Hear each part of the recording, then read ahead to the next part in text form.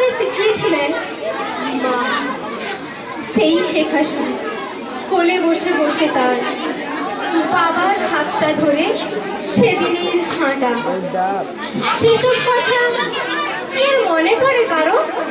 আর বড় হতে হতে শুরু হয় জানা, বোঝা। প্রকৃতির কাছে ফুল, ফল, পাখি, গাছ। ঠাকুমার চুলি, ঠাকুমার কাছে শোনা। পুতুল ঘরেতে দিদি শেখানো নাচ।